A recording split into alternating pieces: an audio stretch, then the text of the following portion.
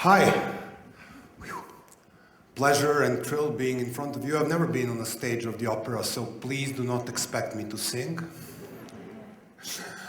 Today's presentation is going to be about a thing we call laughtivism. And I hope, is this working? Oh, wow. Well, we all know about the hacktivism and about the clicktivism, which is like, with a click of the mouse, you can save the world. But today we want to explore a little bit about the power and humor and creativity and how this can change society. And yes, I assume we all love jokes, but what the jokes do have to do with the revolutions and how this thing is related, well, this is what this story is all about. For centuries now, the social scientists are talking about one thing: conditions. So they are looking at the social change, they are looking at the revolutions, and they say, you need this big percent of educated people to have the revolutions. Oh, you will never have a revolution if the people are living in the villages. Oh, you will never have a revolution if people are too happy or too well paid. Conditions, conditions, conditions.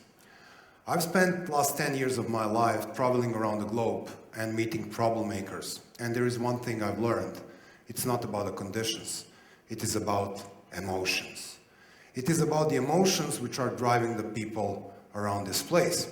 Well, look into this prejudice. You can look at the faces of the traditional revolutionaries like Lenin and Mao and Che and Castro and even Yugoslav leader Tito, and you can see them, they're really grim guys, really guys.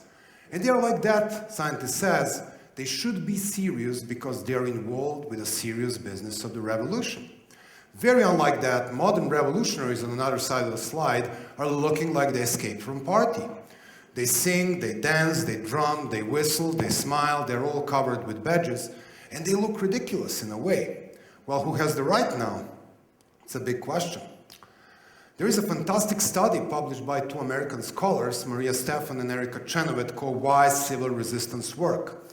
It looks into 323 different campaigns, violent and non-violent campaigns, from the beginning of 20th century to 2006. Results? Impressive. If you're a serious armed revolutionaries, your chance to success are about 26%. If you're a ridiculous-looking non-violent revolutionaries, your chances are twice as big. So it seems that these laughing, ridiculous-looking guys know what they are doing, and they're not ridiculous at all. There are three main reasons why humor is such a powerful weapon in a social movement, especially when you're opposing the big guys, the tough guys, the dictators. First, humor melts fear. Fear is the air that dictators breathe. Without the fear, they cannot survive. There is nothing which breaks fear faster than a joke or a humor. Second, humor makes your movement looking cool. And if your movement is cool and in, everybody wants to join. So your movement really grows. Three, humor and mocking creates a huge dilemma for your opponent. If they react, they will look stupid. If they don't react, other people will start mocking them as well. I've learned about the power of the humor and the dilemma combined when I was a young student in Serbia. We were a really small movement at the time, maybe 15 people, and our budget at that point was about 50 euro. So we came out with this revolutionary idea that we will paint the big oil barrel in the red, we'll put a hole on the top, we'll paint our beloved President Milosevic on it, so when you put the coin in, you buy yourself right to hit this barrel. Boom! So we bring it into the main shopping district, just left it there and went for a coffee. Within the range of minutes, there was a clue of people waiting, to express their honor to Mr. President. Well, you think this is the funny part? No. The funny part was when police arrived. So what the hell they are going to do? To arrest downtown shoppers doesn't make sense. To arrest us, we are nowhere to be seen. So you bet they did the funniest thing. They arrest the barrel. So the picture of the two policemen dragging this barrel into the police car was the best photo shoot of the month in Serbia. It was all over newspapers and they really looked ridiculous. So to use this humor times dilemma action thing is always best when you have a stupid restriction. For example, in Iran, maybe to your shock, women are prohibited from going to the sports events. But women love sports in Iran, like everywhere else. So what happens when the group of brave women disguise themselves as a man and smuggle themselves to the decisive match for a World Cup between Iran and Bahrain? And even worse, they sit on a straight place where every single shot of camera will cover them. So what happens is that what the government will do. They will come in, interrupt the match, arrest these women, create international scandal, or they will leave them sit there and give the example to others, so maybe they will go to the football match. Well, Iranian editor Jafar Panahi made a movement about this. It's very good. It's called Offside. It earned him international glory, but until then, he's in house arrest. So one big applause for brave Iranian women.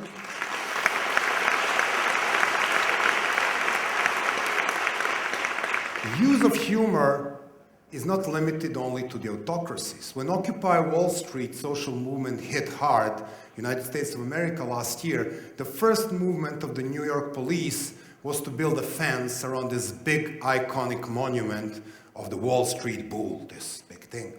And of course, you know, it was all over the fence, and the people were thinking how to get into it. Well, there is a very powerful and creative group of laughtivists in the US called Yes Men. They are the real nightmare of the greedy corporations. They come out with a very simple idea. Two people dressed like clowns were making police busy. They were teasing them, they got arrested, while the guy dressed like Matador jumped over the fence, symbolically killed the bull, and even earned himself a free ride on the top of the New York police cars. No matter, this thing has about 1 million views on the YouTube.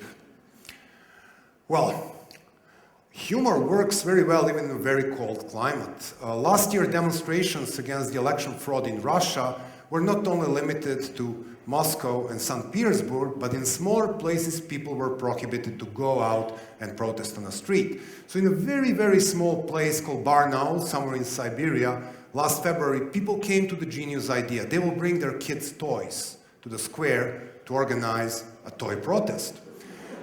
It all went fine day one. And everybody was having fun, and even you could see the policemen taking photos with their cell phones.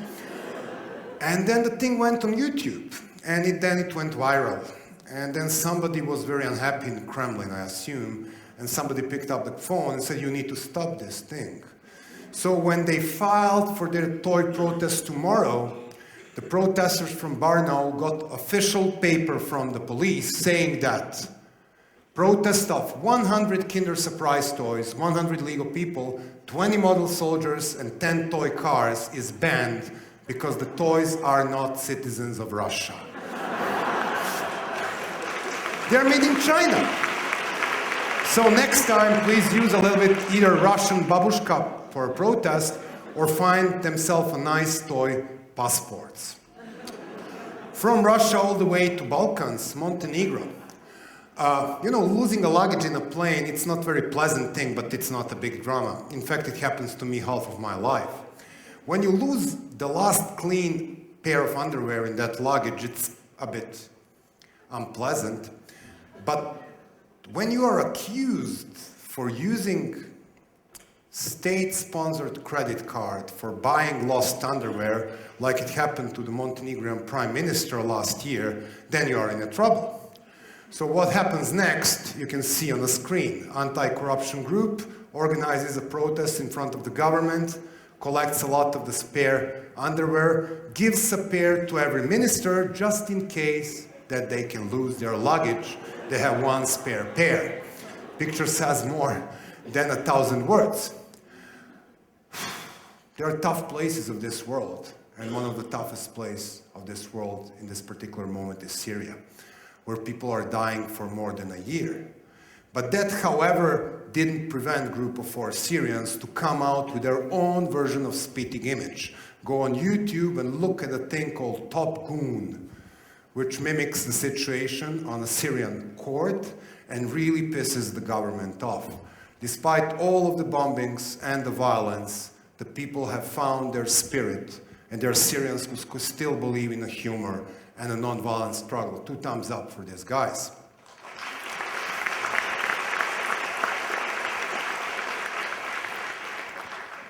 Well, you remember this thing? It was called Egyptian windows. It was very popular January last year. If you don't see it on the screen, the first one was during the time when revolution happened in Tunisia, and most of Egyptians were very jealous that they didn't make it still, so they created these lovely little windows of opportunity, so you could see files copying freedom from Tunisia to Egypt, few days remaining, and then this lovely sign like, when you find a virus.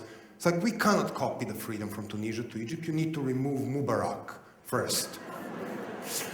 Well, Mubarak was successfully removed, and this was a very nice screensaver for quite a while. But what happened when 2 years after this change, the first democratically elected president of Egypt, Morsi, tried to grasp a little bit of power? This.